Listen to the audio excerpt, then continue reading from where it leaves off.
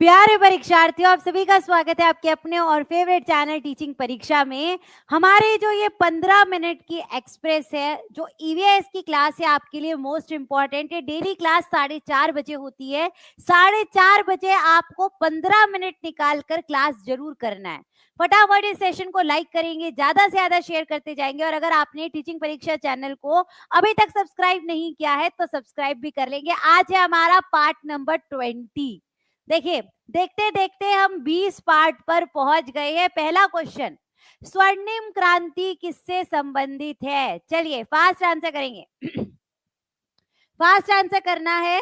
Golden revolution. स्वर्णिम क्रांति क्या होती है? स्वर्णिम क्रांति का मतलब क्या है? उद्यान कृषि।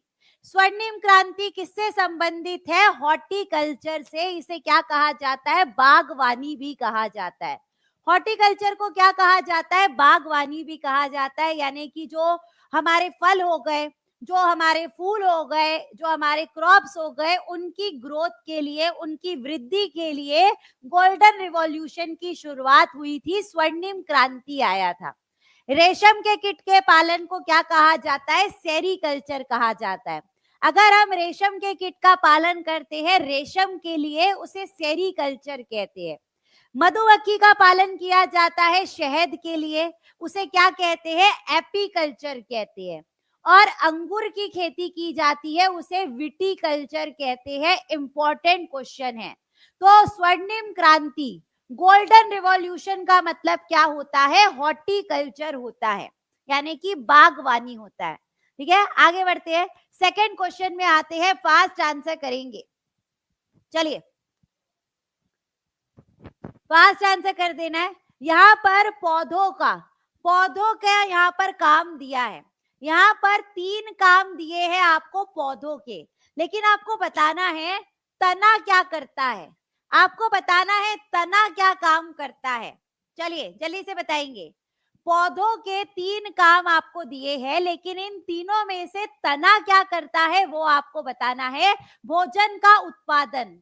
तना जो है भोजन का उत्पादन नहीं करता, पत्तियां करती है। ये तो गलत हो गया। पहला वाला हमारा गलत हो गया, इसे और इसे काट दो। ठीक है, उसके बाद जो तना रहता है वो हमारे पौधों को शक्ति और सहारा देता है, सीधा खड़ा करता है। शक्ति देता है, सहारा देता है, बिल्कुल सही बात है। तना जो रहता है पानी और खनिज को जड़ों से सारे पार्ट्स में भेजने का काम करता है। ये भी बिल्कुल सही है। आंसर हमारा बी और सी हो जाएगा। ठीक है, आंसर क्या हो जाएगा? बी और सी दोनों हो जाएगा। आगे बढ़ते हैं, तीसरे क्वेश्चन में आते हैं। भोपाल गैस त्रासदी। भोपाल गैस त्रासदी जो है उसमें कौन सी गैस लीक हुई थी और कब हुई थी वो भी कमेंट में बता देना है। चलिए चलिए फास्ट आंसर करना है जी। शशि राजपूत जी, स्टोर करता है लेकिन बनाता नहीं है। स्टोर जरूर करता है लेकिन खाने को बनाता नहीं है, इसलिए हमने गलत किया है। वहां पर दोनों बातें लिखी है। चलिए जल्दी से आंसर करना है। भोपाल गैस ट्रेजेडी भोपाल में हुई थी। पेस्टिसाइड बनाने वाली एक फैक्ट्री थी जिसमें मिथाइल आइसोसाइनेट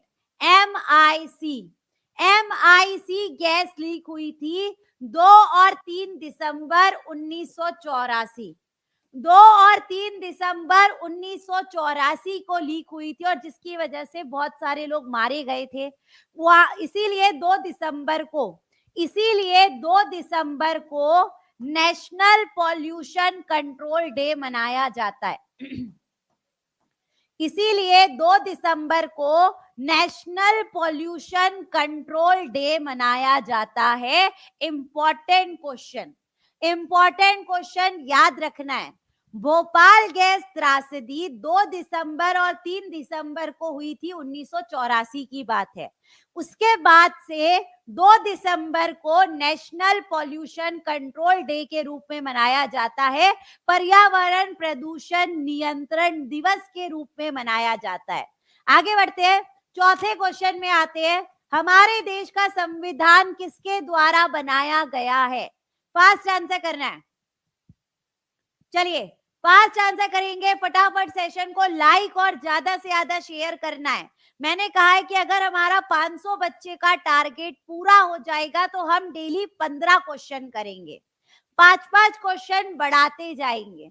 हमारे देश का संविधान किसके द्वारा बनाया गया है? डॉक्टर भीमराव बाबा साहेब अंबेडकर के द्वारा बनाया गया है। ठीक है, तो आप लोग मुझे कमेंट में बताइए, हमारे देश का संविधान कब अपनाया गया और कब लागू हुआ? अपनाया गया और लागू हुआ में फर्क होता है।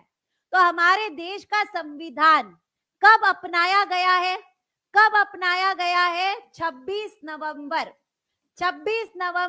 1949 में हमारे देश का संविधान अपनाया कब गया है? 26 नवंबर 1949 में। और लागू कब हुआ था? लागू कब हुआ था? 26 जनवरी 1950 में। इसीलिए 26 जनवरी को गणतंत्र दिवस के रूप में मनाया जाता है, रिपब्लिक डे के रूप में मनाया जाता है। ये दोनों याद रखना है, अपनाया और लागू में फर्क है। क्वेश्चन में कंफ्यूज करने के लिए ऑप्शन में दोनों दिया रहता है, ऑप्शन में दोनों दिया रहता है। क्वेश्चन अच्छे से पढ़ना, अपनाया पूछा है कि लागू पूछा है। ठीक है, आगे बढ़ते हैं। 5वें नंबर के क्वेश्चन में आते हैं, तरुण भारत संघ। तरुण भारत संघ पहली संस्था है जिसने जल के संरक्षण के लिए काम किया है। आपको बताना है कि तरुण भारत संघ का नेतृत्व किसने किया था, ये तरुण भारत संघ स्टार्ट किसने किया है? चलिए फास्ट आंसर करना है। तरुण भारत संघ एक ऐसी संस्था है जो पानी को संरक्षित करने के लिए काम करती है। जहां जहां पर पानी की कमी है तो पानी को बचाना पड़ेगा, उस बचाने के लिए ये संस्था का निर्माण किया गया। किसके द्वारा? राजेंद्र सिंह के द्वारा। ये है राजेंद्र सिंह। राजेंद्र सिंह को जल पुरुष के नाम से जाना जाता है। राजेंद्र सिंह को जल पुरुष के नाम से जाना जाता है। Waterman of India, Waterman of India किसे कहा जाता है? राजेंद्र सिंह को। तो तरुण भारत संघ कहां पर है? राजस्थान में है। तरुण भारत संघ कहां पर है? राजस्थान में, ये याद रखना। उसके बाद क्या चालू हुआ? भीम संघ। उसके बाद भीम संघ चालू हुआ। भीम संघ भी पानी को संरक्षण करने के लिए, पानी को कंजर्व करने के लिए संस्था चालू की गई। भीम संघ कहां पर है? कर्नाटका में है। उसके बाद चालू हुआ स्पर्श गंगा अभियान। गंगा के पानी को साफ करने के लिए स्पर्श गंगा अभियान उत्तराखंड में चालू हुआ। उसके बाद पानी पंचायत, पानी पंचायत कहां पर चालू की गई? महाराष्ट्र में। ये सब तरुण भारत संघ के बाद हुआ। ये सारा जो हुआ तरुण भारत संघ के बाद हुआ। पानी पंचायत कहां पर चालू हुआ? महाराष्ट्र में। नर्मदा बचाओ आंदोलन, ये बहुत इंपॉर्टेंट है। नर्मदा बचाओ आंदोलन यानी कि NBA, नर्मदा बचाओ आंदोलन, नर्मदा नदी के किनारे बांध बनाया गया, उसके कारण एक आंदोलन चालू हुआ, नर्मदा बचाओ आंदोलन। नर्मदा बचाओ आंदोलन का नेतृत्व किसने किया था? मेधा पाटकर ने किया था। नर्मदा नदी कौन सी जगह से होकर बहती है? नर्मदा नदी कौन से राज्य से बहती है? गुजरात और मध्य प्रदेश। नर्मदा नदी कहां से बहती है? गुजरात और मध्य प्रदेश से बहती है। तो नर्मदा बचाओ आंदोलन कहां पर चालू हुआ था? मध्य प्रदेश में चालू हुआ था। नर्मदा बचाओ आंदोलन कहां पर चालू हुआ है? मध्य प्रदेश में चालू हुआ है। तो फटाफट इस क्वेश्चन का आंसर करेंगे। कौन से नंबर का क्वेश्चन है? 6वें नंबर का क्वेश्चन। चलिए फास्ट आंसर कर दीजिए, फास्ट आंसर कर दीजिए। पानी पंचायत किस राज्य में शुरू किया गया है? अब भी मैंने बताया है, अब भी रिवीजन करना है। तरुण भारत संघ राजस्थान में था, भीम संघ कर्नाटक में था, और पानी पंचायत कहां पर है? महाराष्ट्र में। पानी पंचायत की शुरुआत कहां पर की गई? महाराष्ट्र में की गई। याद रखना है, इंपॉर्टेंट है। आगे बढ़ते हैं। 7वें नंबर का क्वेश्चन जल्दी से आंसर करेंगे। जैव विविधता शब्द किसने दिया है? बायोडाइवर्सिटी की आविष्कार किसने किया है?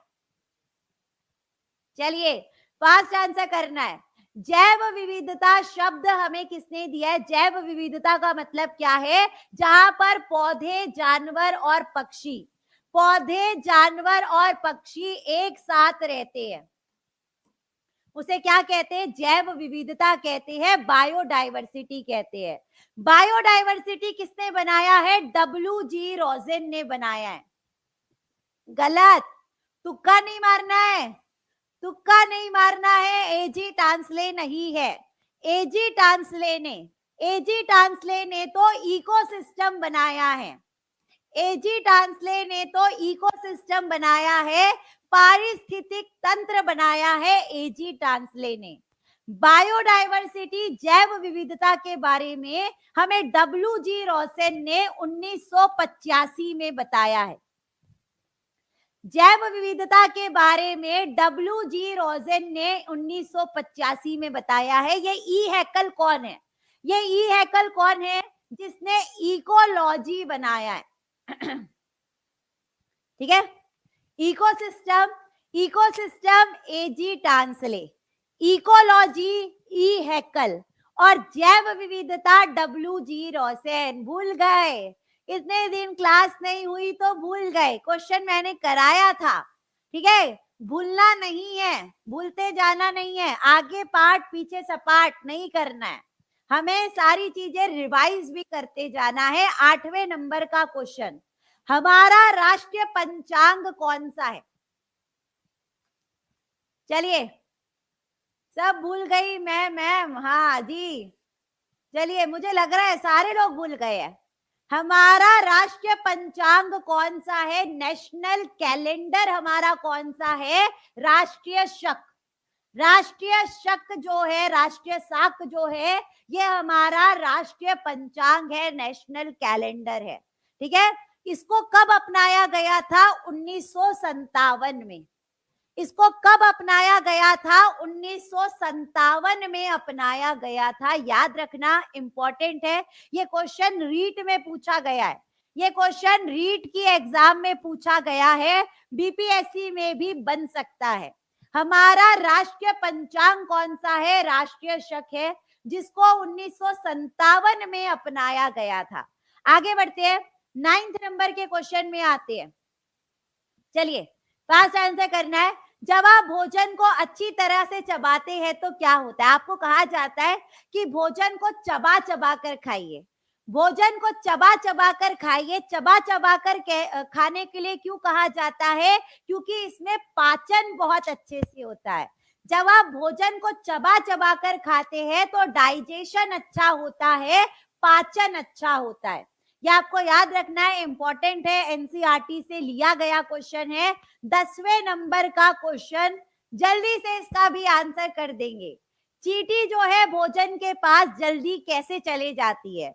अगर आप कुछ खा रहे हैं, गलती से आपने कुछ चीज को गिरा दिया तो वहां पर देखना बहुत जल्दी चींटियां आ जाती है। चींटियां जो आती है समूह में आती है। चींटियां कैसे आती है? समूह में आती है। कभी भी एक चींटी नहीं आती, एक के पीछे एक चींटियां आती है, क्योंकि उनके पास सूंघने की शक्ति होती है, क्योंकि उनके पास स्मेल करने की, सूंघने की शक्ति होती है। वो क्या करते हैं? एक दूसरे को सिग्नल देते हैं। एक दूसरे को सिग्नल कैसे देते हैं? फेरोमोन से देते हैं। पहले एक चींटी गई, उसके पीछे एक चींटी गई, उसके पीछे दूसरी चींटी गई, तीसरी गई। ये एक दूसरे को सिग्नल कैसे देते हैं? फेरोमोन्स के थ्रू देते हैं। ठीक है, तो जब भी आप कोई चीज को गिराते हैं तुरंत वहां पर चींटियां लग जाती है, तुरंत चींटियां लग जाती है, क्योंकि इनके पास सूंघने की शक्ति होती है। ये एनसीईआरटी में दिया है, 3rd क्लास की एनसीईआरटी में दिया है। लेकिन हमारी जो टीचिंग परीक्षा है, उन्होंने न्यू एनसीईआरटी का कोर्स लॉन्च किया है, जो अभी 6th क्लास की और 7th क्लास की न्यू एनसीईआरटी आई है, उस पर एक कोर्स लॉन्च किया गया है। अगर आप कोई भी एग्जाम की तैयारी करेंगे, सारा जो आता है एनसीईआरटी बेस्ड आता है। तो अगर आप ये कोर्स परचेज करना चाहते हैं, स्क्रीन के नीचे नंबर शो हो रहा है, आप कॉल करके या व्हाट्सएप पर मैसेज करके ये कोर्स को परचेज कर सकते हैं। इस कोर्स में आपको चैप्टर की समरी दी जाएगी, आपको पूरा लाइन बाय लाइन पढ़ाया जाएगा, चैप्टर वाइज टेस्ट रहेगी, मॉक टेस्ट रहेंगे, फ्लो चार्ट रहेंगे, पीवाईक्यूज रहेंगे। तो आप इस कोर्स को फटाफट से परचेस कर सकते हैं। और अगर इसके अलावा कोई और कोर्स परचेस करना चाहते हैं तो टीचिंग परीक्षा आपको दे रहा है 65% का ऑफर। आपको कूपन कोड यूज करना है सफलता 65। ठीक है, तो आप टीचिंग परीक्षा के साथ फटाफट से जुड़ सकते हैं। स्क्रीन के नीचे नंबर शो हो रहा है, कॉल करके, व्हाट्सएप पर मैसेज करके टीचिंग परीक्षा के साथ जुड़ सकते हैं। और ये क्वेश्चन आपके लिए होमवर्क रहेगा, ये क्वेश्चन आपके लिए होमवर्क रहेगा कि वाटर डे कब मनाया जाता है, जल दिवस कब मनाया जाता है। इसका आंसर आपको कमेंट में करके बता देना है। क्लास कैसी लगी है आप कमेंट में बता सकते हैं। और फटाफट सेशन को लाइक और ज्यादा से ज्यादा शेयर करते जाना है। और अगर आपने टीचिंग परीक्षा चैनल को सब्सक्राइब नहीं किया है तो सब्सक्राइब भी कर लेंगे। तो कल मिलते हैं हम पार्ट नंबर 21 के साथ। तब तक के लिए आप सभी को thank you, bye, take care and all the best.